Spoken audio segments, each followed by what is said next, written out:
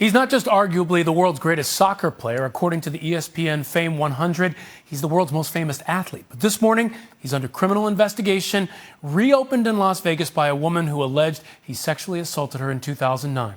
Seen here arriving for practice this morning at his club, Juventus, it was announced Portugal's World Cup captain was left off that country's national team for the next 2 games. Their coach didn't say if the absence is related to the assault investigation and even defended Ronaldo's character during the announcement, but the timing of the exclusion is certainly telling. According to a complaint filed by the lawyer of Kathryn Mayorga, the soccer star assaulted her in a hotel room, a claim she reported to police at the time. Now, eventually, Mayorga and Ronaldo agreed to an out-of-court settlement, with Mayorga signing a non-disclosure agreement and receiving $375,000, but she claims she was coerced into the agreement. She, like most people, had the feeling that a wealthy, famous person somehow or another would be more credible or believed or be able to, would be perceived as more truthful or whatever than her. Ronaldo denied the allegations in his Instagram Live post after authorities announced they were reopening the case against him. Fake news. You wanna promote by my name? It's normal. They want to be famous to say my name. Certainly explosive claims here.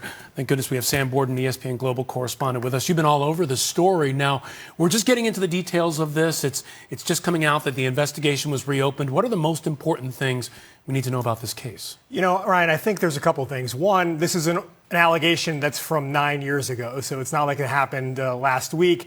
There is questions about documentation, the police investigation, why it didn't go further the first time through. Yeah, why didn't it? I mean, that is an issue that Kathryn Mayorga's lawyers have raised. They don't quite understand why it didn't. One of the contentions that they make in their civil suit is that Ronaldo, in addition to sexually assaulting Kathryn Mayorga, had a team of fixers that they referred to that essentially put pressure on her to make that settlement and also may have impeded the initial investigation. Okay, part of the claim here, it seems that he had all this power. She was concerned about going up against that. Now, he has been fighting this. This is not something that just came up recently. This is a story that a German newspaper put out quite some time ago. Yeah, so the initial impetus for the story came from a website called Football Leaks, which is equivalent to WikiLeaks. It's an organization run by anonymous computer hackers largely that have uncovered sensitive documents in global soccer. Most of them had to do with financial stuff, contracts, but this sort of like WikiLeaks. Exactly, just like WikiLeaks. This was the most, the biggest allegation that they uncovered, the biggest situation that they uncovered. I think it's important, too, to recognize that it's not just a civil situation that they're dealing with here. There's a criminal investigation, and in Nevada, sexual assault can be a life sentence crime. So there is a criminal jeopardy that Ronaldo could be facing as well. And there were a lot of questions here, right? There was a concern about the statute of limitations, but she actually contacted police, as I understand it, right, in 2009 when she says this occurred. Yeah, her attorneys say that the statute of limitations isn't an issue because the investigation began right after the incident happened. She reported it to police. The investigation in their minds has been ongoing this entire time. Now it's reopened with vigor. If they find something that's worth charging Ronaldo for, they can do that. So obviously investigations take time. We know this. It doesn't happen overnight. What do we expect to happen next? Has there been any timetable or any statement from police? So Kathryn Mayorga's attorneys have said that she has already spoken with Las Vegas police twice since this new revelation has come to light.